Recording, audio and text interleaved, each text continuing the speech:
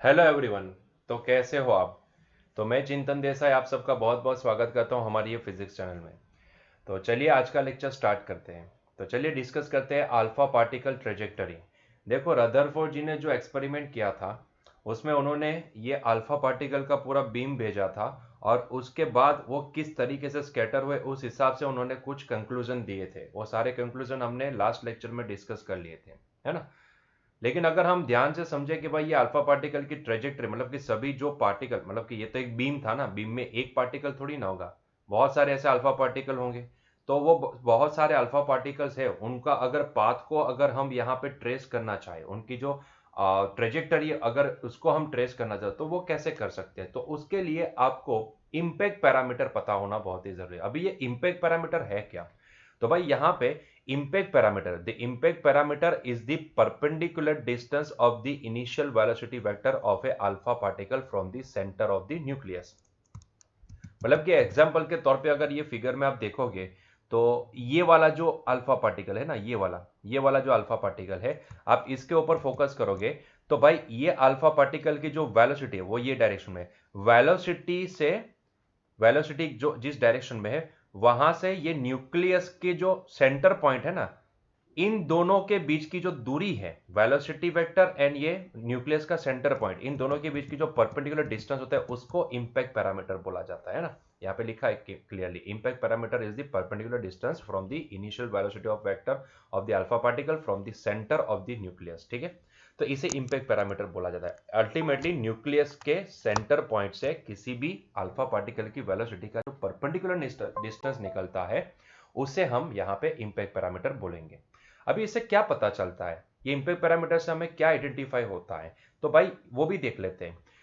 देखो ध्यान से, a given beam of alpha particle has a distribution of impact parameters b so that the beam is scattered in various direction with different probabilities.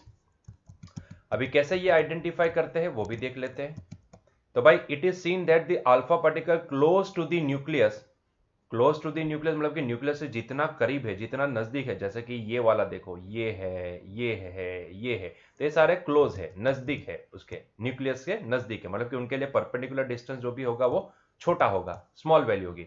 मतलब कि जो close है, close to the nucleus, मतलब कि small impact parameter, मतलब कि जिनका impact parameter small है, बी जो परपेंडिकुलर डिस्टेंस वो कम है ना, वो सफर्स द लार्ज स्कैटरिंग, वो ज्यादा स्कैटरिंग हो रहे हैं, मतलब कि ज्यादा स्कैटर हो रहे हैं, है ना।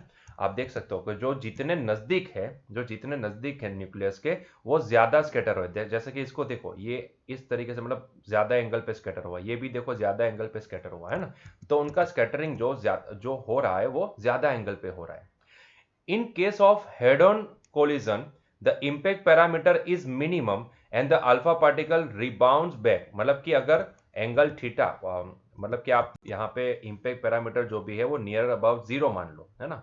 सबसे मिनिमम, बहुत ही मिनिमम, मतलब कि ये वाला रे, मान लो कि ये वाला रे, ये ऐसा ऐसा सीधा आया, मतलब कि सीधा न्यूक्लियस को ही टारगेट करके गया और उसके साथ कोलाइड होगा, हेड ऑन कोलिजन हो गया। अभी देखो यहाँ पे क्या सच में ये कोलिजन होगा? देखो, बोलने के लिए तो हम बोलेंगे कि कोलिजन हो रहा है ना, बोलने के लिए ऐसा कोलिजन बोलेंगे, लेकिन ऐसा जरूरी नहीं, क्योंकि आप जरा सोचो, ये अल्फा पार्टिकल है वो भी पॉजिटिवली चार्ज, और ये जो न्यूक्लियस है उसमें भी पॉजिटिव चार्ज, इससे तो ज्यादा है, इसके पास सिर्फ दो पॉजिटिव चार्ज है।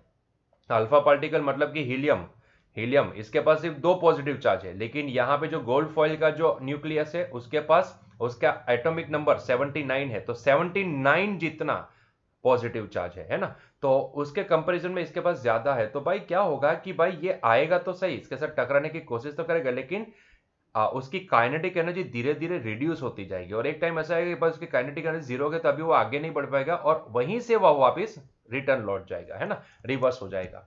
तो आप देखो इसका ये वाला जो पार्टिकल है ना, ये अल्फा पार्टिकल के पाथ को देखो, आ रहा है और उसी के साथ साथ जा भी रहा है ना। तो ये हो गया हेड ऑन कोलिजन। एक्चुअल में वो कोलाइड नहीं होंगे, लेकिन यहाँ पे हम ऐसा मानेंगे कि वो कोलाइड हुए। तो उनके लिए, इसके लिए आप देखोगे तो बी की वैल्यू अगर निकलोगे तो नियर अबाउट जीरो है ना, बहुत ही कम है, बहुत ही कम है। तो वो जो भी होंगे, that alpha particle rebounce back, मतलब कि थीटा इज इक्वल टू, उनके लिए जो रिबाउंस होने के बाद जो एंगल बनेगा वो होगा पाई का एंगल, मतलब कि पूरा, मतलब रिबाउंस हुआ आए और पूरा ये पाई डिग्री का एंगल पे वापस चले गए, है ना। तो इस तरीके की घटना उसके साथ घटेगी। For a large impact parameter, the alpha particle goes nearly undeviated and has a small deflection near about zero. मतलब कि जिसका इम्पैक्ट पैरामीटर ज्यादा है, जैसे कि आप इसको देखो, आप इसको देखो, इसको देखो, आप इसको देख लो, तो ये जो सारे हैं जिनके लिए इम्पैक्ट पैरामीटर ज्यादा है, देखो ना, इतना परपेंडिकुलर डिस्टेंस होगा, इतना परपेंडिकुलर डिस्टेंस, इसके लिए देखोगे तो इतना परपेंडिकुलर डिस्टेंस होगा, ये होगा इसका इम्पैक्ट पैरामीटर। तो आप देख सकते हो कि भाई जिसके लिए ये ज्यादा है उसके लिए आप देखोगे तो यहां पे उनका डेविएशन बहुत ही कम दिखेगा। जिनका इंपैक्ट पैरामीटर मिनिमम है उनके लिए डेविएशन हमें ज्यादा दिखेगा, और जिनका इंपैक्ट पैरामीटर ज्यादा है उसके लिए हमें यहाँ पे डेविएशन कम दिखेगा। ऑलमोस्ट इसके लिए तो बात करो तो ऑलमोस्ट ना के बराबर है, मतलब कि वो डेविएट हुआ ही नहीं है, उसके लिए डेविएशन का जो एंगल है वो जीरो है, नियर अबाउट जीरो है ना, वो सीधा ही चला गया, है ना। तो हमें यहाँ से ये समझ में आया कि जो इंपैक्ट पैरामीटर जिसके लिए ज्यादा है उसके लिए डेविएशन बहुत ही कम है, और जिसका इंपैक्ट पैरामीटर बहुत ही कम है उसके लिए डेविएशन ज्यादा हो रहा है। और जो बंदा सीधा, मतलब impact parameter near above zero है, मतलब कि जो सीधा न्यूक्लियस के सेंटर को टारगेट करके आया है, वो तो भाई उसी एंगल, मतलब कि जिस डायरेक्शन में है उससे 180 डिग्री, मतलब कि वही पाथ को फॉलो करके वापस उल्टी डायरेक्शन में चला जाएगा, रिफ्लेक्ट हो जाएगा, है ना। क्लियर है। तो इससे क्या पता चला, तो the fact that only A small fraction of the number of incident particles rebound back indicates that the number of alpha particles undergoing head-on collision is very small, and this in turn implies that the mass of the atom is concentrated in this small volume। मतलब कि ऐसे head on collide होने वाले बहुत ही कम यहाँ पे alpha particles थे। यहाँ पे देखोगे तो आपको सिर्फ एक ही नजर आ रहा है, ये वाला, यही एक ऐसा है जो हेड ऑन कोलिजन जैसा दिख रहा है कि आया, कोलाइड हुआ और वापस उसी पाथ पे रिवर्स चला गया, है ना। तो ऐसे बहुत ही स्मॉल हमें ऐसे अल्फा पार्टिकल दिखे जो हेड ऑन कोलाइड हुए, हेड ऑन कोलिजन से कोलाइड हुए, है ना। और इसका मतलब ये होता है कि बाकी सारे डेविएट हुए, कोई ज्यादा एंगल पे भी डिविएट हुआ, एक डिग्री से ज्यादा एंगल पे 0.14 जितने ऐसे थे जो 0.14% इतने अल्फा पार्टिकल्स थे कि जो डेविएट हुए थे 1 डिग्री से ज्यादा एंगल पे। मतलब आप मान सकते हो कि बहुत कम ऐसे अल्फा पार्टिकल्स है जो 1 डिग्री से भी ज्यादा में डेविएशन हो रहे थे, लेकिन उससे भी कम वो थे कि जो हेड ऑन, मतलब कि सीधे आए और सीधे एंगल पे रिफ्लेक्ट हो गए, है ना। जिस जिस पाथ को पे आए और कोलाइड होने के बाद उसी पाथ पे रिवर्स भी चले गए, है ना, वो बहुत ही कम अल्फा पार्टिकल्स थे। तो उससे हमें यह पता चलता है कि भाई एक तो जो सेंटर में है वो बहुत ही छोटी साइज का है लेकिन बहुत ही तगड़ा है, उसका मास बहुत ही ज्यादा है। ऐसा मान लो कि ज्यादा मास वाला जो एक ऑब्जेक्ट, मतलब कि ज्यादा मास, सबसे ज्यादा मास एटॉम का जहां पे लोकेटेड है वो सेंटर पॉइंट पे है। तो सेंटर पॉइंट पे कुछ है कि जो सबसे ज्यादा मास है और सारे पॉजिटिव चार्ज वहीं पे लोकेटेड है, और यहीं से कंसेप्ट निकल के आया था न्यूक्लियस का। पहले उनको नहीं पता था, लेकिन बाद में जब पता चला तब उनको क्रेडिट मिली कि भाई न्यूक्लियस को खोजने के की क्रेडिट किसको जाती है, तो रदरफोर्ड जी को जाती है, क्योंकि उन्होंने ये जो ऑब्जर्वेशन दिया था वो सबसे बड़ा ऑब्जर्वेशन था कि भाई सारा जो भी पॉजिटिव चार्ज का सारा कॉन्सेंट्रेशन वो कहाँ है, सेंटर में है, और न्यूक्लियस, जिसको हम न्यूक्लियस नाम देते हैं, और उसका मास भी सबसे ज्यादा है वहां पे। मतलब कि आप मान लो कि पूरे एटॉम का सारा मास उसके सेंटर पे लोकेटेड है, ऐसा हम मान सकते हैं। So this all about alpha particle trajectory. ठीक है, चलिए आगे बढ़ते हैं। एग्जाम्पल 12.1 देखो क्या बोला है। In the Rutherford nuclear model of the atom, the nucleus जिसकी रेडियस यहाँ पे दी गई है 10 to the power -15 metre is analogous to the sun about which the electron moves in a orbit whose radius is 10 to the power -10 meter like the earth orbits around the sun. If the dimensions of the solar system had the same proportions as those of the atom, would the earth be closer to or farther away from the sun than actually it is? The radius of earth's orbit is about this much and radius of sun is taken as this much. मतलब कि आपको ये बोला गया कि भाई अगर हम सोलर सिस्टम को अगर ऐसी ही हमारी एक एटॉम की, मतलब कि ये जो हमारे एटॉमिक स्ट्रक्चर है उसके साथ कंपैरिजन की जाए, क्योंकि हमें वहां पे भी ऐसा ही लगता है ना कि एटॉम के एक एटॉम है और एटॉम एनालॉजियस टू सन है, मतलब कि एटॉम की जगह पे आप यहाँ पे सन मान लो, एटॉम नहीं, यहाँ पे न्यूक्लियस जो भी है, तो न्यूक्लियस जो भी है उसको आप यहाँ पे सन की तरह ट्रीट करवा दो। और जो इलेक्ट्रॉन्स उसके ऑर्बिट में घूमते रहते हैं, तो उसकी जगह पे अर्थ को मान लो, तो इलेक्ट्रॉन यहाँ पे अर्थ मान लिया जाए और जो न्यूक्लियस है उसको सन मान लिया जाए, तो क्या हम ये दोनों में कोई रिलेशन प्रस्तावित कर सकते हैं? अगर हम मान लेते हैं कि अगर ये छोटे पैमाने पे ये जो न्यूक्लियस एंड इलेक्ट्रॉन की जो ये कॉम्बिनेशन है, अगर वही हमारी सन एंड अर्थ की कॉम्बिनेशन रियलिटी में बड़े लेवल पे है, तो उस हिसाब से ये लेवल से अगर हम एक्सपांड करें और वैल्यू को एक्सपांड करते जाए, तो शायद हमारी जो अभी जो जो अर्थ की जो पोजीशन है वो क्या सेम मिल रही है, मतलब कि क्या वो भी इसी एनालॉजी को फॉलो कर रही है, या फिर उस हिसाब से अगर देखने जाए तो अर्थ जो अभी लोकेटेड है उससे कुछ दूर होनी चाहिए या फिर नजदीक होनी चाहिए, ताकि एक्चुअली हमें पता चले कि भाई एक्चुअल में क्या हम ये सोलर सिस्टम को, अगर सोलर सिस्टम के जितने रहस्य है उसको अगर खोजना है, तो क्या हम ये न्यूक्लियस एंड इलेक्ट्रॉन की संरचना से हम उसको खोज सकते हैं कि नहीं खोज सकते, है ना? क्योंकि यहाँ इसको खोजना आसान है, उसको खोजना थोड़ा मुश्किल है। खैर उतना भी मुश्किल नहीं है, अभी तो हमने बहुत सारे रहस्य ऐसे उजागर कर दिए हैं, है ना? तो क्या ये हो सकता है? तो यही यहाँ पे एक छोटा सा क्वेश्चन के तौर पे पूछा गया है। तो चलिए इसका सॉल्यूशन निकालते हैं कि क्या अगर मैं इसी डायमेंशन से, अगर मैं सोलर सिस्टम में अर्थ की डायमेंशन निकाल, अर्थ की डायमेंशन नहीं लेकिन उसकी ऑर्बिट की डायमेंशन निकालने जाऊं, उसकी ऑर्बिट की रेडियस निकालने जाऊं ये वाली न्यूक्लियर सिस्टम की मॉडलिंग से, तो वो कितनी आएगी, और उस हिसाब से जो रियल में है उसकी ऑर्बिट की जो रेडियस उसके नजदीक नजदीक है, उससे कम है या उससे ज्यादा है, ठीक है, वो हमें आंसर के तौर पे देना है। चलिए तो देख लेते हैं। तो हमें क्या क्या प्रोवाइडेड है यहाँ पे ये देखते जाओ, हमें कितनी चीजें प्रोवाइडेड है। तो देखो, अगर हम न्यूक्लियर मॉडल की बात करें तो न्यूक्लियर मॉडल में हमें दो चीजें प्रोवाइड की गई है, एक तो रेडियस ऑफ न्यूक्लियस। अगर न्यूक्लियर मॉडल की बात करें तो यहाँ पे एक तो रेडियस ऑफ न्यूक्लियस, मैं रेडियस ऑफ न्यूक्लियस, न्यूक्लियस की रेडियस को स्मॉल आर से डिनोट करता हूँ। तो न्यूक्लियस की रेडियस आपको कितनी दी गई है, देखो 10⁻⁻15 मीटर, है ना? सो 10⁻⁻15 मीटर ये न्यूक्लियस की रेडियस दी गई है। उसके साथ साथ जो इलेक्ट्रॉन उसके ऑर्बिट में घूमते हैं, उसको ऑर्बिट करते हैं, वो इलेक्ट्रॉन की ऑर्बिट की रेडियस भी आपको दी गई, जिसको मैं कैपिटल आर से डिनोट कर देता हूं। तो ये हो गई capital R. Capital R is equals to orbit, electron की ऑर्बिट की radius, that is the 10⁻⁻10 metre. यहाँ पे अप्रोक्सीमेटली लिखा है लेकिन हम उसको इक्वालिटी ही मान लेते हैं। तो भाई उस हिसाब से देखने जाए तो भाई इन दोनों का रेशियो क्या निकलेगा, किसका ratio, capital R by small R ratio. मैं यहाँ पे capital R by small R का रेशियो कंप्यूट कर देता हूँ। तो capital R by small R ratio निकल के आएगा 10⁻⁻10 डिवाइड बाई 10⁻⁻15। तो ये रेशियो हमारे पास निकल के आएगा 10⁵ का। अगर हमारी सोलर सिस्टम भी ये न्यूक्लियर मॉडल से मॉडल हो सकती है, उसका सोलर सिस्टम का भी मॉडलिंग हम न्यूक्लियर मॉडल से कर सकते हैं, तो उस हिसाब से अर्थ की रेडियस एंड सन की रेडियस, अर्थ की ऑर्बिट की रेडियस एंड सन की रेडियस का रेशियो भी इतना निकलना चाहिए, है ना? अगर हम मॉडल करना चाहते हैं तो मॉडलिंग के हिसाब से, अगर, क्योंकि यहाँ पे क्वेश्चन में यही पूछा है ना, तो अगर हम हमारी सोलर सिस्टम का मॉडलिंग यही न्यूक्लियर मॉडल के साथ करना चाहे, तो उस हिसाब से देखने जाए तो भाई हमारी अर्थ की ऑर्बिट की रेडियस एंड सन की रेडियस का भी यहाँ पे रेशियो 10⁵ होना चाहिए, है ना?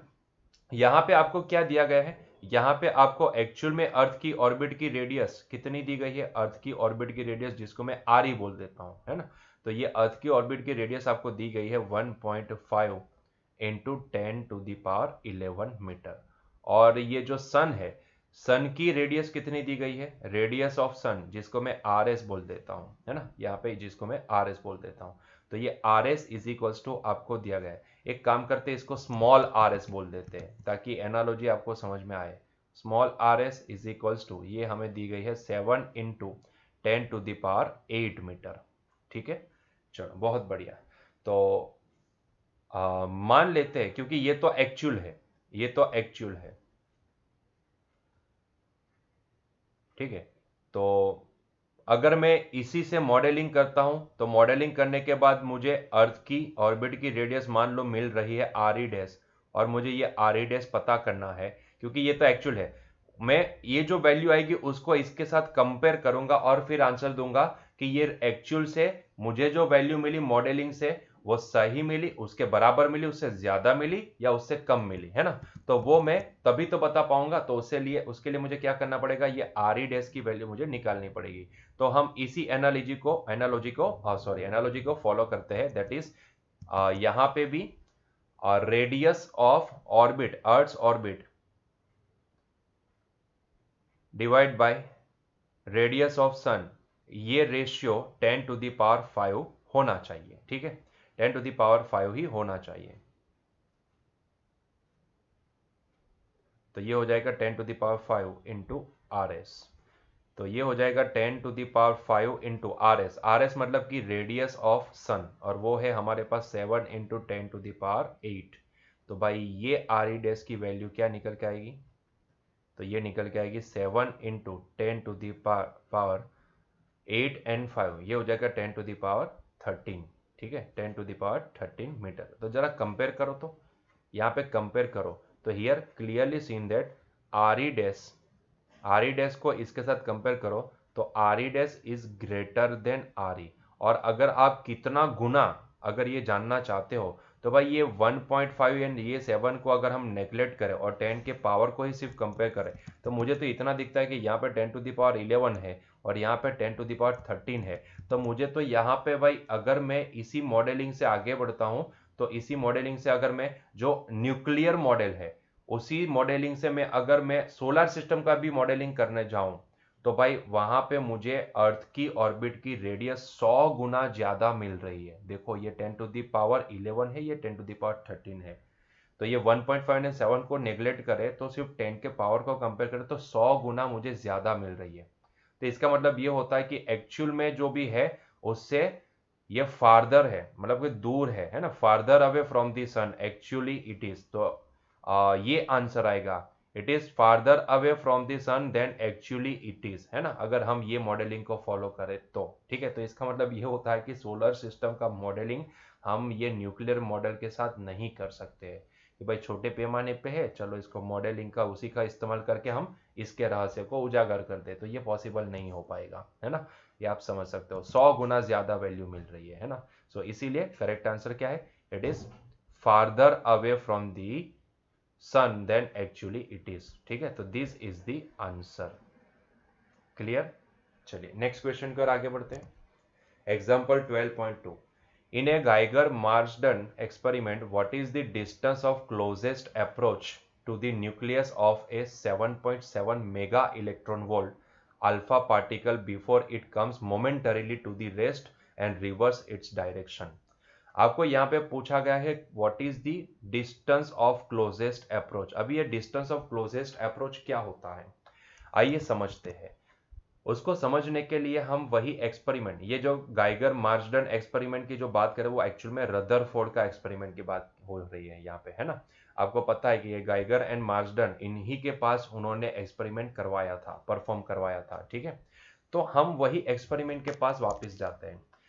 आपको बोला गया है कि एक यहाँ पे सिर्फ एक ही अल्फा पार्टिकल को लेते हैं। तो एक अल्फा पार्टिकल है जिसके पास इतनी एनर्जी है, वो अल्फा पार्टिकल सीधा न्यूक्लियस को टारगेट करता है और जाता है, और भाई क्या होगा, उसके साथ हेड टू हेड कोलाइड होगा या फिर हेड ऑन कोलिजन होगा। मान लो कि एक्चुअल में कोलिजन नहीं होता है, वहां पे एक्चुअल में कोलिजन नहीं होगा क्योंकि वो उसके नजदीक पहुंचते ही उसकी काइनेटिक एनर्जी जीरो हो जाएगी। क्यों जीरो हो जाएगी वो आपको समझ में आ जाएगा। उसकी काइनेटिक एनर्जी जीरो हो जाएगी और फिर वो रिबाउंस हो जाएगा। रिबाउंस मतलब जिस पाथ को फॉलो करके आया था उसी पाथ पे वो वापिस चला जाएगा, है ना, ऐसा उसके साथ होगा। ठीक है, तो यहां पे वो कितना अंदर तक घुस पाएगा, मतलब कि वो कितना नजदीक जा पाएगा, है ना। मतलब कि जब वो जहां पे उसकी काइनेटिक एनर्जी जीरो हो रही है वो पॉइंट से ये जो न्यूक्लियस है वो कितनी दूरी पे है, उसी को बोला जाता है closest approach, distance of closest approach. ठीक है, आइए फिगर से आपको मैं समझाता हूं।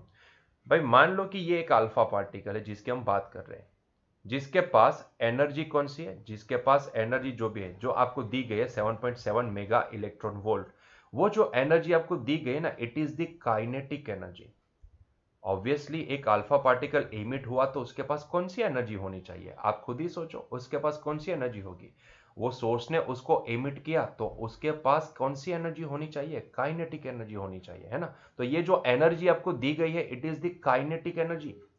तो ये हमारा अल्फा पार्टिकल है जिसकी ये एनर्जी काइनेटिक एनर्जी के तौर पे आपको दी गई है, और इसको मैं के आई इनिशियल काइनेटिक एनर्जी मान लेता हूं। क्यों माना वो आपको समझ में आ जाएगा। तो ये आपको दी गई 7.7 मेगा इलेक्ट्रॉन वोल्ट, ठीक है। बाद में इसको हम जूल में कन्वर्ट कर देंगे, डोंट वरी अबाउट इट।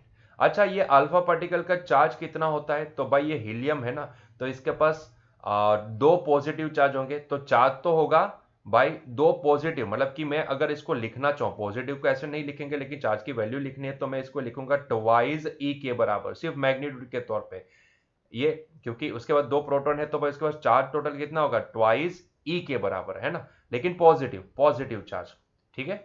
चलो ये रहा इसका पाथ, ये आगे बढ़ता गया आगे बढ़ता गया आगे बढ़ता गया आगे बढ़ता गया आगे बढ़ता गया, बढ़ता बढ़ता बढ़ता बढ़ता बढ़ता यहां पे पहुंचा, और यहां पे है भाई वो न्यूक्लियस जिसकी हम बात कर रहे हैं, जिसके साथ वो टकराने वाला है। अभी हो क्या रहा है कि भाई ये न्यूक्लियस जो भी है, ये किसका न्यूक्लियस, ये एक्सपेरिमेंट में कौन सा मटेरियल यूज हुआ था, तो गोल्ड फॉइल, और गोल्ड फॉइल का न्यूक्लियस है तो उसके पास कितने पॉजिटिव चार्ज हो गए, तो इसका एटॉमिक नंबर क्या है, इसका एटॉमिक नंबर है 79। तो इसका मतलब होता है कि भाई इसके पास 79 जितने पॉजिटिव चार्ज होंगे। कौन सा चार्ज, पॉजिटिव चार्ज, है ना, ये न्यूक्लियस है जिसको हम कैपिटल एन से डिनोट कर देते हैं। तो इसका चार्ज मैं कितना लिखूंगा, 79 टाइम्स ई लिखूंगा, है ना, पॉजिटिव चार्ज, ये भी पॉजिटिव ये भी पॉजिटिव, है ना।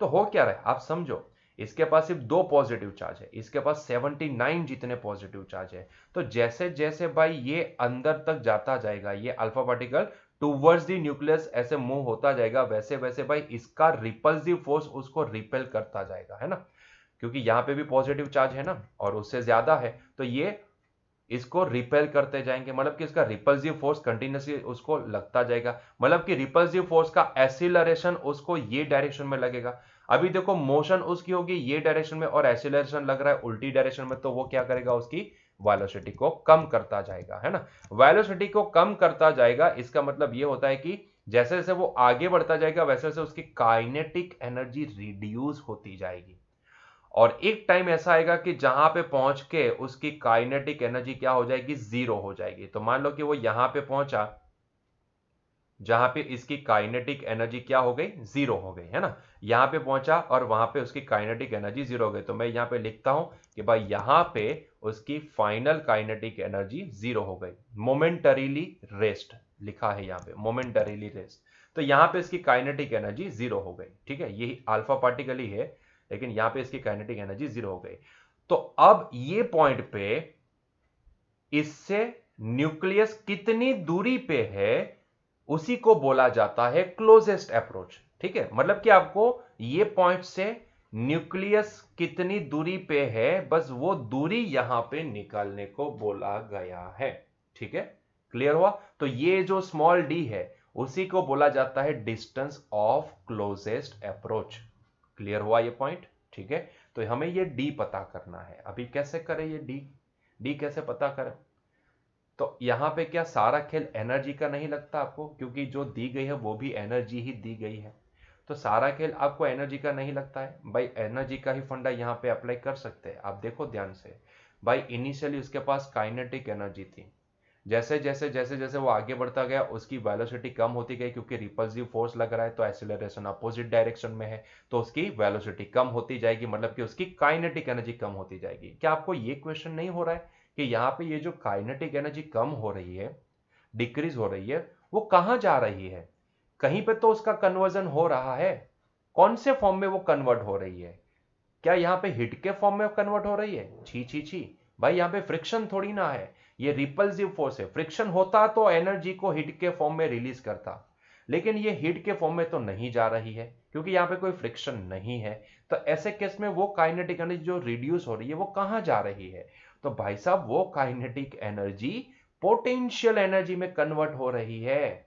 जरा सोचो, पोटेंशियल एनर्जी में कन्वर्ट, भाई दो चार्ज को किसी सेपरेटली किसी दो चार्ज को किसी सेपरेशन पे रखा जाए तो ये कॉन्फ़िगरेशन की पोटेंशियल एनर्जी कितने, सॉरी पोटेंशियल एनर्जी कितनी होती है? अरे भाई वो लेक्चर याद करो चैप्टर नंबर 2 का, जहां पे मैंने समझाया था कि फिजिक्स में पोटेंशियल एनर्जी अकेली एग्जिस्ट नहीं करती है, चेंज इन पोटेंशियल एनर्जी का एग्जिस्टेंस है। और किसी एक कॉन्फ़िगरेशन की पोटेंशियल एनर्जी कैसे निकालते हैं वो भी मैंने समझाया था आपको, याद करो। इनिशियली उसको इंफिनिटी पे मान लेते हैं, वहां पे उसकी पोटेंशियल जीरो मान लेते हैं, और उसके रिस्पेक्ट में हम फाइनल कॉन्फ़िगरेशन की पोटेंशियल एनर्जी निकालते हैं। तो जरा देखो ना, दो चार्ज की पेयर की कोई तो पोटेंशियल एनर्जी बनेगी, ये सुनो। तो यहाँ पे भी क्या हुआ, एक अल्फा पार्टिकल और एक न्यूक्लियस हुए दो चार्ज, और दो चार्ज अगर मोमेंटरीली ये अगर स्टेबल मान लेते ये किसी पर्टिकुलर टाइम पे जहां पे उसकी काइनेटिक एनर्जी जीरो हुई, वो इंस्टेंट पे अगर हम इसको वहां पे स्टेडी रेस्ट कंडीशन में मान लेते हो, क्योंकि उसके बाद उसकी डायरेक्शन चेंज होगी, तो उस टाइम के लिए ये दो चार्ज की पेयर हो जाएगी और ये पेयर की कुछ पोटेंशियल एनर्जी बनेगी। तो भाई वो पोटेंशियल एनर्जी बनी किसकी वजह से? तो भाई यही काइनेटिक एनर्जी जो रिड्यूस हो रही है ना, वही पोटेंशियल में कन्वर्ट हो रही है ना। जो बात जो जो अंदर हम मान सकते हैं कि जो एक कन्फिग्रेशन बनी ना, उसकी जो पोटेंशियल एनर्जी यहाँ पे होगी, वही सारी ये काइनेटिक जो कन्वर्ट हो चुकी है ना, वो होगी, है ना। तो काइनेटिक सारी ये कन्फिग्रेशन की पोटेंशियल एनर्जी में कन्वर्ट हो गई है, ऐसा हम बोल सकते हैं। क्लियर हुआ ये पॉइंट? ठीक है। तो देखो ये इनिशियल कन्फिग्रेशन, अभी इनिशियल कन्फिग्रेशन में हमें ये तो नहीं बोला कि कितनी दूरी से यहां से अल्फा पार्टिकल को हिट किया जा रहा है, मतलब कि एमिट किया जा रहा है। हिट नहीं बोलेंगे, एमिट किया जा रहा है, वो हमें पता नहीं है। तो हम मान लेते हैं कि ये जो डिस्टेंस है वो बहुत ही दूर है, इसके रिस्पेक्ट में वो इंफिनिटी डिस्टेंस है। तो यहां पे हम मान लेंगे कि इनिशियल पोटेंशियल एनर्जी क्या है कन्फिग्रेशन की? जीरो। ये हो गई इनिशियल कन्फिग्रेशन, ये हो गई फाइनल कन्फिग्रेशन। ठीक है। और क्योंकि यहां पे बीच में ना तो कोई फ्रिक्शन है ना तो कोई एक्सटर्नल एजेंट है, तो work done due to the external agent, work energy theorem याद आती है आपको? Work done due to the external agent plus work done due to the friction plus work done due to the conservative force plus work done due to the non conservative force, that is equals to delta K, है ना। लेकिन यहाँ पे conservative non conservative force तो नहीं है, friction भी नहीं है, एक्सटर्नल एजेंट भी नहीं है, कंजर्वेटिव फोर्स है, लेकिन कंजर्वेटिव फोर्स के द्वारा होने वाला वर्क डन कितना होता है? माइनस डेल्टा यू के बराबर होता है। तो इसका मतलब कि डेल्टा यू को वहां पे लेके जाओ तो delta U plus delta K that is equals to zero. मतलब कि ये डेल्टा को कॉमन यू प्लस के को हम लिखते हैं ई, मैकेनिकल एनर्जी। तो delta E is equal to, मतलब कि E final minus E initial that is equal to zero, मतलब कि E final is equals to E initial, है ना। तो इसका मतलब ये होता है कि ये कॉन्फ़िगरेशन की बात करें तो ये कॉन्फ़िगरेशन में टोटल मैकेनिकल एनर्जी कंजर्व्ड है, और मैकेनिकल एनर्जी कंजर्व्ड है तो मैं सीधा यहां पे लिख सकता हूं E final is equals to E initial, है ना। तो मैं बस यही पॉइंट को अप्लाई करूंगा, फाइनल कॉन्फ़िगरेशन की total mechanical energy is equals to initial configuration की टोटल मैकेनिकल एनर्जी, है ना। चलिए, तो फाइनल कॉन्फ़िगरेशन टोटल मैकेनिकल कितनी? तो U F U final plus K final, U final plus K final, मैं इसको ऐसे लिखता हूं, U final plus K final that is equals to ये U initial plus K initial. अच्छा, यहां की फाइनल कॉन्फ़िगरेशन की पोटेंशियल एनर्जी कितनी होगी? क्या आपको याद आता है दो चार्ज की पोटेंशियल एनर्जी कैसे लिखते थे? जिसको मैं यहाँ पे यू फाइनल लिखूंगा, फॉर्मूला क्या था? दो ही चार्ज है तो K Q one Q two divide by D, यहाँ पे सेपरेशन डी है इसलिए डी। लेकिन जरा ढंग से लिखो ना भाई, ये क्यू वन क्यू टू क्या है? तो भाई क्यू वन जो भी है वो अल्फा पार्टिकल का चार्ज, वो है ट्वाइस ई के बराबर, और क्यू टू जो भी है वो ये न्यूक्लियस का चार्ज, वो है 79 टाइम्स ई के बराबर, है ना, डिवाइड बाई डी। तो ये होगी फाइनल कॉन्फ़िगरेशन की पोटेंशियल एनर्जी। तो सारी वैल्यू प्लेस कर दो। देखो फाइनल कॉन्फ़िगरेशन की काइनेटिक एनर्जी तो जीरो है, और इनिशियल कॉन्फ़िगरेशन की पोटेंशियल एनर्जी जीरो है। तो जो जीरो है इसको जीरो प्लेस कर दो, तो यहाँ पे यू फाइनल हम लिख पाएंगे भाई के इंटू, देखो ये ट्वाइस ई इंटू सेवन, अभी के लिए लिखो twice E into 79 times E by D, ठीक है, दैट इज इक्वल्स टू ये के आई को हम क्या लिख पाएंगे?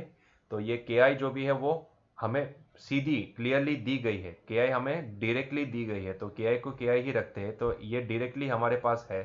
तो के आई होगी 7.7, हमें 7.7 into 10 to the power mega है ना, तो ये 7.7 into 10 to the power 6 electron volt को हम क्या करेंगे? जूल में कन्वर्ट करेंगे तो ये लिखना पड़ेगा 1.6 इंटू 10⁻⁻19 जूल। ठीक है, चलो तो हमें निकालना है डी, तो डी की वैल्यू बना दो। डी इज इक्वल्स टू के इंटू ये 79 टू जा 82 जा 160, तो ये 158 होगा, ये 158 होगा, है ना। तो इसको हम लिखूंगा 158 times square divide by 7.7 into 10⁻6 into 1.6 into 10⁻⁻19। चलो वैल्यू प्लेस करते जाओ अंदर। तो भाई के की वैल्यू 9 इंटू 10⁻9 होगा, ये है 158 इंटू ये जो स्क्वायर है इसको मैं लिखूंगा 1.6 इंटू 10⁻⁻19 का होल स्क्वायर, होल अपॉन यहां पे मैं इसको लिखूंगा 7.7 इंटू 10⁻6 इंटू इसको मैं ब्रैकेट में लिखता हूं ताकि एक पूरा ब्रैकेट यहां पे कैंसल हो जाएगा। ठीक है, तो ये पूरा एक ब्रैकेट इसके साथ कैंसल हो गया, तो बचा क्या, बचा सिर्फ इतना 9 इंटू 10⁻9 इंटू 158 इंटू 1.6 इंटू 10⁻⁻19 बचेंगे, है ना। तो ये -19 divide by 7.7 into 1.6 into, sorry 1.6 वाली टर्म तो वो पूरा ब्रैकेट कैंसिल हो चुका है तो उसको नहीं लिखना है भाई। तो ये बचा है 10⁻6। तो चलिए जो डिवाइड वगैरह करना है तो उसको डिवाइड वगैरह कर लेते हैं। तो डिवाइड करने के बाद देखते हैं कि क्या होता है। ठीक है, तो यहाँ पे हम डिवीजन वगैरह कर लेते हैं। तो पहले तो 9 को मल्टीप्लाई कर दो 158 से, और उसको मल्टीप्लाई फर्दर करो 1.6 से, और फिर उसको डिवाइड करेंगे हम 7.7 से। तो हमारे पास कुछ आंसर निकल के आता है 295.48051। ठीक है, तो ये जो डी है वो हमारे पास कुछ निकल के आता है।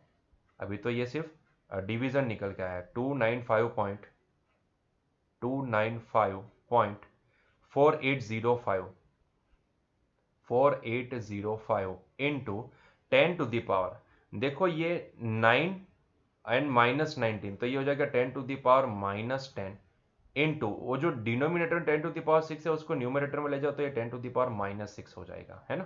तो कुल मिला के देखें तो ये आंसर हमारे पास कुछ इतना निकल के आएगा, इट इज 295.4805 इंटू 10⁻16। ठीक है, -16। तो अगर एक डिजिट को हम लेफ्ट हैंड साइड पे शिफ्ट कर देते हैं तो हमारे पास ये आंसर आएगा 29.54805 इंटू 10⁻15। ठीक है, और ये जो है ना ये 10⁻15 ये तो फर्मी होता है ना, 1 फर्मी इज इक्वल्स टू 10⁻15। तो इसको हम अप्रोक्सीमेटली अगर लिखना चाहे तो ये 29.54 है, इसको हम अप्रोक्सीमेटली 30 बोल देते हैं। और ये जो 10⁻15 ये तो फर्मी हो जाएगा, तो ये फर्मी। और आपको पता होना चाहिए 11th में पहला ही चैप्टर यही था, इसमें हमने देखा था कि अगर न्यूक्लियस का अगर हमें मेजरमेंट लें उसकी रेडियस वगैरह का, या जो छोटे डिस्टेंस का अगर मेजरमेंट लें तो वहां पे फर्मी यूनिट चलता है ना। तो ये 30 अप्रोक्सीमेटली 30 फर्मी के बराबर होगा। तो इसका डिस्टेंस ऑफ क्लोजेस्ट अप्रोच कितना आएगा, नियरर अबाउट 30 फर्मी के बराबर। क्लियर है ये, ठीक है। चलिए तो नेक्स्ट क्वेश्चन की ओर आगे बढ़ते हैं। तो भाई हाँ, इलेक्ट्रॉन ऑर्बिट्स। तो भाइयों चलो इलेक्ट्रॉन ऑर्बिट्स की भी बात कर लेते हैं। भाइयों पहले रदरफोर्ड जी ने एक्सपेरिमेंट किए और एक्सपेरिमेंट करके हमें यह बताया कि भाई जो न्यूक्लियस है उसका, सॉरी जो एटम है उसका ज्यादातर हिस्सा खाली है, और उसमें जो सेंटर है, सेंटर पे सारा पॉजिटिव चार्ज लोकेटेड है जिसको बाद में बोला गया न्यूक्लियस। तो सारा चार्ज न्यूक्लियस के ऊपर लोकेटेड होता है। फिर कहानी यहां से ये भी आई कि भाई इलेक्ट्रॉन्स जो भी होते हैं वो उसके न्यूक्लियस के आसपास ऑर्बिट में घूमते हैं। बात तो सही निकली कि भाई हाँ, न्यूक्लियस ऑर्बिट के आसपास घूमते रहते हैं। लेकिन अभी भी सबको एक जिज्ञासा थी कि भाई ये जो ऑर्बिट में घूमते हैं इलेक्ट्रॉन, वो कितनी रेडियस की ऑर्बिट में घूमते होंगे। पहली जिज्ञासा ये निकली। दूसरी जिज्ञासा उनके पास ये आई कि भाई अगर वो घूम रहे हैं तो कहीं ना कहीं उनके पास वेलोसिटी है, ऑर्बिट में घूम रहे तो ऑर्बिटल वेलोसिटी है, तो इसका मतलब उनके पास काइनेटिक एनर्जी होनी चाहिए। तो उनके पास कितनी काइनेटिक एनर्जी है? बात तो सही है कि भाई वो भी तो जानना पड़ेगा। उसके साथ साथ भाई ये भी कुतूहलता आई उनके दिमाग में, साइंटिस्ट के दिमाग में ये भी क्वेश्चन निकला कि भाई काइनेटिक एनर्जी होने के कारण वो घूम तो रहे, लेकिन काइनेटिक एनर्जी है तो भाई वो बाहर निकल जाने चाहिए ना। किसी के पास अगर काइनेटिक एनर्जी है तो वो उस एनर्जी का इस्तेमाल करके वो बंधन में क्यों रहे, वो बाहर निकल जाता। तो फिर ये इलेक्ट्रॉन क्यों बाहर नहीं निकल रहे, इसके पीछे की वजह क्या है? क्या इसकी टोटल एनर्जी काइनेटिक एनर्जी के बराबर नहीं है? क्या इसकी टोटल एनर्जी कोई नेगेटिव वैल्यू है? अगर नेगेटिव वैल्यू है तो ही वो बंधन में है ना। तो उनके दिमाग में बहुत सारे ऐसे क्वेश्चन थे। तो साइंटिस्ट तो क्या निकालना चाहते थे, साइंटिस्ट को ये क्वेश्चन सता रहे थे कि भाई ये इलेक्ट्रॉन कितनी रेडियस के ऑर्बिट में घूम रहे हैं, इलेक्ट्रॉन के पास ऑर्बिटल वेलोसिटी कितनी है, इलेक्ट्रॉन्स के पास भाई काइनेटिक एनर्जी कितनी हो सकती है, इलेक्ट्रॉन्स की टोटल एनर्जी कितनी हो सकती है। तो बस यही चीजें हम भी यहाँ पे डिस्कस करने वाले हैं, है ना। तो भाई चलिए पता करते हैं कि भाई इलेक्ट्रॉन की रेडियस कितनी हो सकती है, इलेक्ट्रॉन की ऑर्बिट की रेडियस कितनी हो सकती है। कोई ऐसा फॉर्मूला है जिससे हम वो रेडियस निकाल सकते हैं? इलेक्ट्रॉन जो घूम रहे हैं उसके पास काइनेटिक एनर्जी कितनी होगी, उसकी टोटल एनर्जी कितनी होगी। तो वो सारी चर्चा अब हम यहाँ पे करने वाले हैं, ठीक है। तो चलिए देख लेते हैं। तो भाई पहले तो ये मान लो कि भाई ये जो सेंटर में है वो एक न्यूक्लियस है, और ये जो इलेक्ट्रॉन है वो उसके आसपास किसी आर रेडियस की ऑर्बिट में घूम रहा है, ऐसा अज्यूम कर लो, है ना। तो आप देखोगे तो ये पाओगे कि भाई न्यूक्लियस जिसके पास पॉजिटिव चार्ज होता है ना, न्यूक्लियस में सारा पॉजिटिव चार्ज लोकेटेड होता है। तो भाई सीधी सी बात है कि न्यूक्लियस सारा पॉजिटिव चार्ज इसके पास है, और यहाँ पे एक इलेक्ट्रॉन है जिसके पास नेगेटिव चार्ज है। तो ये पॉजिटिव चार्ज ये नेगेटिव चार्ज को भाई ये डायरेक्शन में एक अट्रैक्शन वाला फोर्स लगाएगा, है ना, जिसको मैं एक अलग कलर से दिखाता हूं, है ना। तो भाई ये डायरेक्शन में इसके ऊपर एक फोर्स लगाएगा जिसको हम इलेक्ट्रोस्टैटिक फोर्स बोल सकते हैं, दो चार्ज के बीच में लगने वाला फोर्स, ठीक है। अगर मैं इसका सिर्फ मैग्नीट्यूड लिखना चाहूं, मैं क्या बोल रहा हूं, सिर्फ मैग्नीट्यूड। मुझे डायरेक्शन मैंने दिखा दी है, मैंने ऑलरेडी यहाँ पे डायरेक्शन दिखा दिया, तो मैं डायरेक्शन का मुझे यहाँ पे शो करने की जरूरत नहीं है। तो मैं यहाँ पे सिर्फ मैग्नीट्यूड लिखना चाहता हूं। तो ये जो इलेक्ट्रोस्टैटिक फोर्स होगा वो कितना मैग्नीट्यूड का होगा? तो भाई ये होगा के इनटू भाई ये जो सेंटर में न्यूक्लियस है, ठीक है, उसके पास कितना चार्ज है। तो ये जब भी एक्सपेरिमेंट किए गए थे तब यहाँ पे भाई हाइड्रोजन एटम के बेसिस पे ये सारे रिजल्ट निकाले गए थे। तो अगर हाइड्रोजन एटम की बात की जाए तो उसके सेंटर में सिर्फ एक ही प्रोटॉन होता है, एक ही पॉजिटिव चार्ज होता है ना, और उसका पॉजिटिव चार्ज का मैग्नीट्यूड इलेक्ट्रॉन के चार्ज के मैग्नीट्यूड के बराबर ही होता है। तो मैं इसका चार्ज भी प्लस ई मान लेता हूं, है ना, और इसका चार्ज माइनस ही, लेकिन मैग्नीट्यूड वाइज दोनों सेम होंगे। तो ये जो एक्सपेरिमेंट किए गए थे, ये जो रेडियस निकालने के लिए जो उन्होंने एक्सपेरिमेंट किए थे, काइनेटिक एनर्जी वगैरह निकाल के, उसके लिए बेस में उन्होंने हाइड्रोजन एटम को लिया था। मतलब कि जो सारे एक्सपेरिमेंट हुए थे वो हाइड्रोजन एटम के ऊपर हुए थे, है ना। तो हाइड्रोजन एटम को एक बेस मान के ये सारी चीजें यहाँ पे कंसिडर की गई थी। तो ये हाइड्रोजन, अगर ये हाइड्रोजन फोर हाइड्रोजन एटम, ये हम बोलेंगे फोर हाइड्रोजन, फोर हाइड्रोजन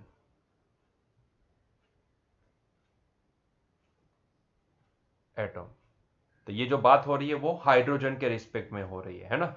तो ये फोर्स कितना होगा, इलेक्ट्रोस्टैटिक फोर्स बाय दो चार्ज है, एक ई है दूसरा भी ई है, हमें सिर्फ मैग्नीट्यूड लिखना है। तो मैंने जो नेगेटिव चार्ज है उसको रेड कलर से ऑलरेडी बता दिया है, मुझे सिर्फ मैग्नीट्यूड लिखना है। तो ये होगा k e into e divide by r square, है ना। अगर मैं इसको अच्छे से लिखना चाहूँ तो मैं इसको इस तरीके से भी लिख सकता हूँ, के की वैल्यू हम 1/4πε0 लिख सकते हैं। तो ये हो जाएगा स्क्वायर अपॉन 4πε0 आर स्क्वायर, ठीक है। तो इतना इलेक्ट्रोस्टैटिक फोर्स लगेगा इलेक्ट्रॉन्स के ऊपर, जो इलेक्ट्रॉन्स नहीं इलेक्ट्रॉन के ऊपर, एक ही इलेक्ट्रॉन यहाँ पे ऑर्बिट कर रहा है ना। तो क्लियर हुआ ये पॉइंट। चलिए, लेकिन आपको ये भी पता है कि मास अगर कोई मास यहां पे सर्कुलर मोशन करता है ऑर्बिट के अंदर, तो अगर आप उस मास के ऊपर बैठ के ऑब्जर्व करो तो आपको दिखेगा कि भाई वो मास के ऊपर अवे टू दी सेंटर एक फोर्स लगता है ना। तो इसके ऊपर भी, इलेक्ट्रॉन के ऊपर भी एक अवे टू दी सेंटर हम एक फोर्स दिखा सकते हैं। तो मान लो कि ये वाला है away to the force, away to the centre लग रहा है, वो कितना होगा, तो वो एम वी स्क्वायर। मान लो कि ये जो इलेक्ट्रॉन है उसकी ऑर्बिटल जो वेलोसिटी है वो वी जीरो है, तो ये फोर्स लगेगा m v zero square by r, है ना, m v square by r. तो इतना force away to the centre लगेगा। ठीक है, तो सीधी सी बात है कि ये इलेक्ट्रॉन यही ऑर्बिट में घूम रहा है, तो इसका मतलब ये है कि एफ ई ये m v zero square by r को संभाले रखा है ना। तो भाई इनको अगर हम कंपेयर कर दें तो हमें यहां से एक बहुत ही बढ़िया सा एक रिजल्ट मिल जाएगा। भाई f e is equal to m v zero square by are.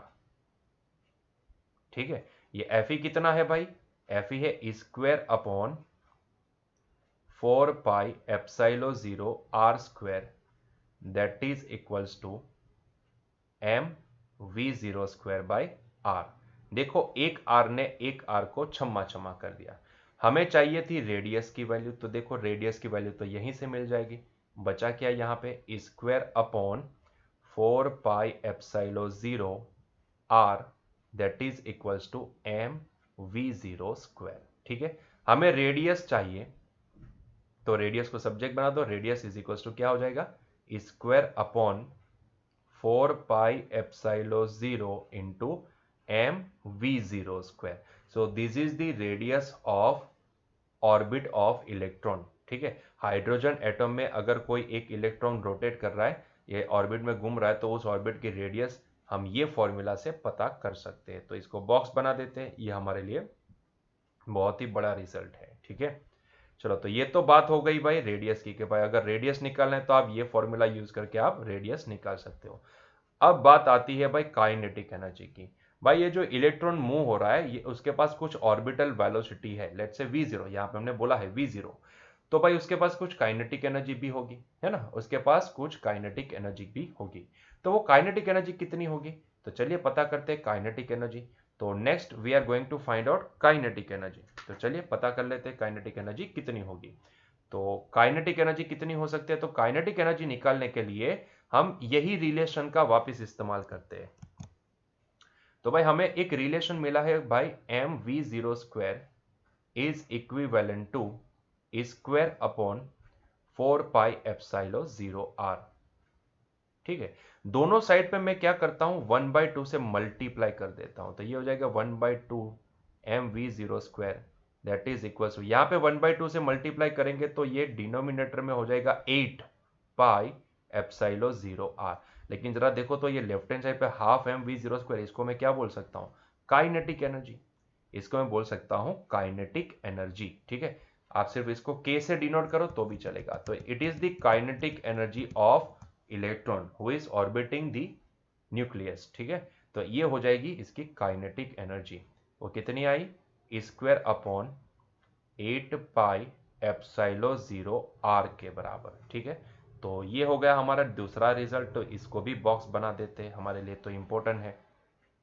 इसके बाद बारी आती है पोटेंशियल एनर्जी की, क्योंकि साइंटिस्ट को ये जानना था कि भाई इतनी काइनेटिक एनर्जी होने के बावजूद भी वो इलेक्ट्रॉन भाई ऑर्बिट में घूम रहा है, अगर वो चाहता तो इतनी एनर्जी लेके वो बाहर निकल सकता था, लेकिन फिर भी वो बंधन में है। ऐसा क्यों, क्यों वो बंधन में है, तो ये जानना चाहते थे, तो उन्होंने फिर टोटल एनर्जी निकालने के लिए पोटेंशियल एनर्जी निकाली। तो भाई ये इलेक्ट्रॉन की पोटेंशियल एनर्जी क्या हो सकती है, तो देखो आपको क्या दिख रहा है कि यहाँ पे ये दो चार्ज की एक कन्फिग्रेशन है, दो चार्ज की एक कन्फिग्रेशन है, दो चार्ज जैसे आर दूरी पे है। देखो ये इलेक्ट्रॉन कहीं पे भी ऑर्बिट में घूमेगा, हर एक जगह पे ये कन्फिग्रेशन यही रहने वाली है ना, दो चार्ज के बीच की सेपरेशन यही रहने वाली है।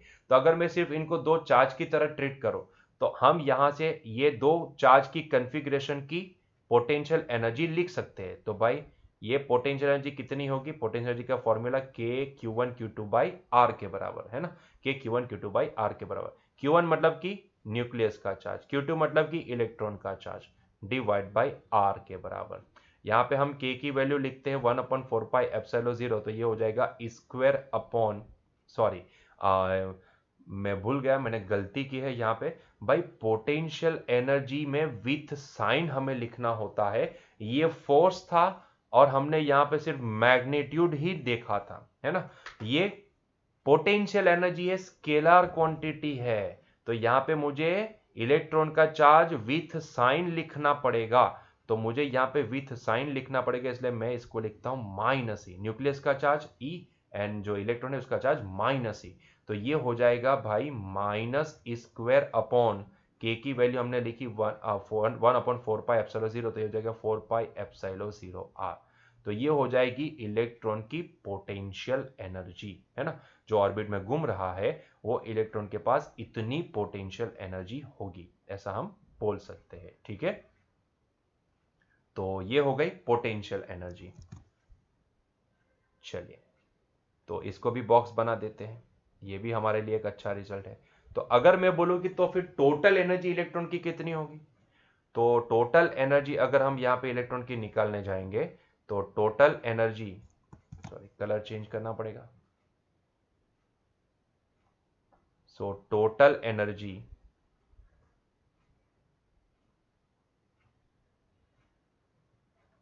ऑफ इलेक्ट्रॉन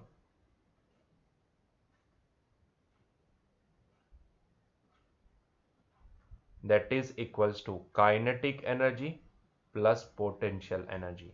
काइनेटिक एनर्जी कितनी है भाई, स्क्वायर अपॉन 8πε0r, 8πε0r, ठीक है। एंड पोटेंशियल नेगेटिव है तो ये माइनस स्क्वायर अपॉन 4πε0r, तो ये है 4πε0r, ठीक है। तो square upon 8πε0r minus square upon 4πε0r, अगर आप ये निकालोगे तो ये वैल्यू आपके पास आ जाएगी माइनस स्क्वायर अपॉन 8πε0r, ठीक है।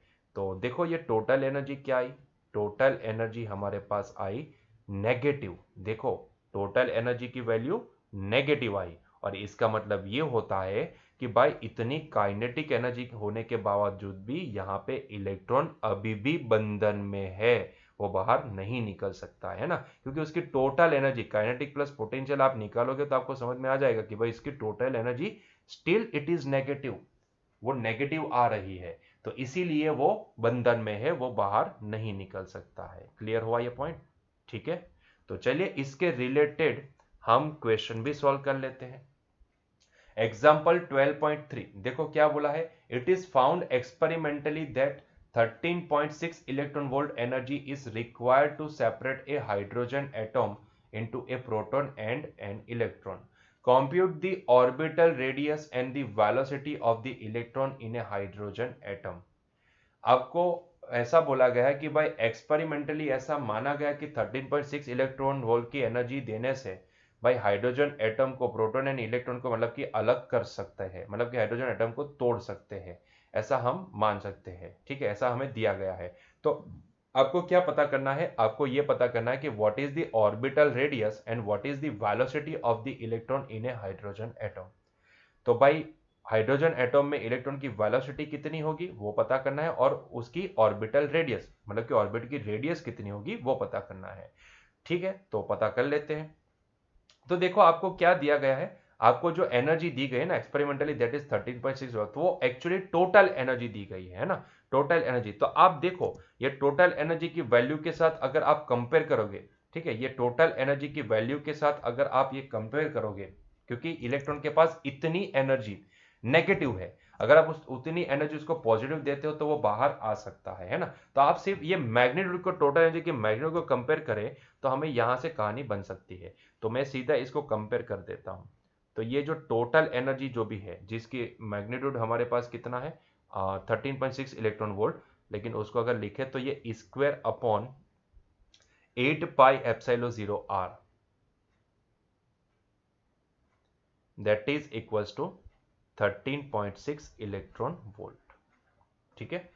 चलो तो यहां से क्या हमें R मिल सकता है, जी बिल्कुल मिल सकता है। देखो R इज इक्वल्स टू क्या हो जाएगा, R is equals to square upon 8πε0 into 13.6 electron volt, मतलब कि मैं इसको 1.6 इंटू 10⁻⁻19 लिख सकता हूं, ठीक है। चलो तो सारी वैल्यू प्लेस कर दो। एक काम करते हैं, इसको प्लेस करने से पहले ये जो 8πε0 है ना, इसको हम 4 पाई 1/4 पाई एप्सिलॉन 0 को हम k लिख देते हैं, तो ये हो जाएगा भाई k स्क्वायर अपॉन, यहाँ पे 4 2 साइड होगा तो ये 2 इंटू 13.6 इंटू 1.6 इंटू 10⁻⁻19। ठीक है, चलो तो ये सारी वैल्यू यहाँ पे प्लेस करते जाओ। तो ये k की वैल्यू हमारे पास आएगी 9 इंटू 10⁻9, स्क्वायर की वैल्यू तो ये हो जाएगी 1.6 इंटू 10⁻⁻19 का होल स्क्वायर डिवाइड बाय ये जो वैल्यू है 2 इंटू 13.6 इंटू 1.6 इंटू 10⁻⁻19 का होल स्क्वायर नहीं है, -19 ओनली है, तो ये एक पावर तो कैंसिल हो जाएगा। तो यहाँ पे होगा ये 9 into 10⁻9 into 1.6 into 10⁻⁻19 divide by 2 into 13.6 into something, नहीं इंटू नहीं, ये तो कैंसिल हो चुका है। ठीक है, तो चलिए कैल्सी का इस्तेमाल करते हैं और इसको सॉल्व करने की कोशिश करते हैं। तो 9 मल्टीप्लाई बाई 1.6 वो फर्दर डिवाइड होगा 2 से, और वो फर्दर डिवाइड होगा 13.6 से, तो हमारे पास आंसर निकल के आता है 0.5294। आंसर निकल के आता है 0.5294, सॉरी 0.5294 इंटू 10⁻⁻10। ठीक है, तो इतनी रेडियस हमारे पास निकल के आई। ठीक है, इतनी रेडियस 0.5294 इंटू 10⁻⁻10। अगर आप इसको लिखना चाहते हैं एक डिजिट शिफ्ट करके 5 पॉइंट समथिंग के फॉर्मेट में तो भी लिख सकते हैं। तो ये हो जाएगा 5.294 इंटू 10⁻⁻11 मीटर। ठीक है, तो ये आएगी रेडियस, इतनी रेडियस आएगी। अभी हमें वेलोसिटी भी निकालने को बोला है, तो भाई वेलोसिटी कैसे निकालेंगे? तो भाई काइनेटिक एनर्जी से वेलोसिटी मिल सकती है ना हमें, काइनेटिक एनर्जी से हमें वेलोसिटी आसानी से मिल सकती है। तो आप यहाँ पे काइनेटिक एनर्जी से वेलोसिटी निकालो, काइनेटिक एनर्जी कितनी होती है? तो देखो, क्या इतनी ही काइनेटिक एनर्जी होती है? देख लो, इतनी ही काइनेटिक एनर्जी, जो टोटल एनर्जी है वही काइनेटिक एनर्जी का मैग्नीट्यूड है। तो आप वहीं से ये वैल्यू भी निकाल सकते हो, है ना। तो ये इसको हम काइनेटिक एनर्जी के फॉर्म में ही मान लेते हैं। तो उस हिसाब से अगर हम देखने जाए तो ये वैल्यू हमारे पास कुछ आएगी। इसी को कंसीडर करके आगे बढ़ते हैं। तो इसी से हम आगे बढ़े तो यही मैग्नीट्यूड काइनेटिक एनर्जी का भी बनेगा। असल में अगर आपको इलेक्ट्रॉन को यहाँ से, मतलब कि ये जो बंधन है उसमें से छुड़ाना है, तो आपको ये जो 13.6 इलेक्ट्रॉन वोल्ट की जो एनर्जी हमने यहाँ पे लिखी है ना, वो एक्चुअली काइनेटिक एनर्जी के फॉर्म में ही देनी पड़ेगी, है ना। तो ये kinetic energy is equals to, हम सीधा इसको 13.6 इलेक्ट्रॉन वोल्ट मान लेते हैं। देखो ना, ये इतनी ही काइनेटिक एनर्जी होती है। सिर्फ इतना है कि वो पोटेंशियल, सॉरी टोटल एनर्जी उतनी नेगेटिव है, लेकिन काइनेटिक एनर्जी उसकी पॉजिटिव वैल्यू है। तो काइनेटिक एनर्जी हम क्या लिख सकते हैं? तो ये लिख सकते हैं हाफ एम, और हमें वही बोला है कि उसकी वेलोसिटी कितनी, तो half m v zero square, और हमें वी जीरो निकालने को बोला गया है। तो ये 13.6 इलेक्ट्रॉन वोल्ट। तो वी जीरो की वैल्यू क्या हो जाएगी? तो वी जीरो की वैल्यू होगी भाई अंडर रूट में 2 ऊपर चलाएगा तो 2 इंटू 13.6 इंटू, क्योंकि इलेक्ट्रॉन वोल्ट है तो जूल में कन्वर्ट करना पड़ेगा, तो 1.6 इंटू 10⁻⁻19 डिवाइड बाय ये मास ऑफ इलेक्ट्रॉन। ठीक है, ये सारा अंडर रूट में आएगा, पूरी टर्म अंडर रूट में है। So it is equals to under root में जो वैल्यू आती है वो सारी वैल्यू प्लेस कर देते हैं। तो ये 2 into 13.6 into 1.6 into 10⁻⁻19 divide by mass of electron होता है 9.1 इंटू 10⁻⁻31। ठीक है, चलो तो इसको डिवाइड वगैरह कर लेते हैं और देखते हैं कि अंडर रूट में आंसर क्या निकल के आता है। तो इसको डिवाइड वगैरह करोगे तो आपको 2 मल्टीप्लाई बाय, आप कैसे इस्तेमाल कर सकते हो, 13.6 मल्टीप्लाई बाय 1.6, तो उसको डिवाइड करेंगे फर्दर 9.1 से, तो हमारे पास आंसर आता है 4.78। 4.78 इंटू 10⁻, देखो यहाँ से 31 में से 19 को निकाल देंगे। सो 31 में से अगर हम 19 को निकालते हैं तो हमारे पास बचते हैं 10⁻12। ठीक है, +12।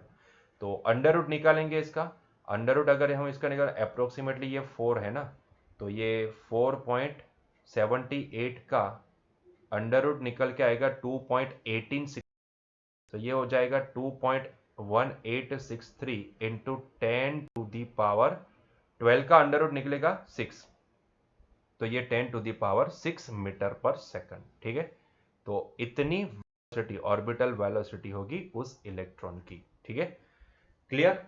तो भाई बस यहीं पे हमारा आज का लेक्चर एंड करते हैं। तो भाई मिलते हैं नेक्स्ट लेक्चर में। Till that enjoy your day, bye.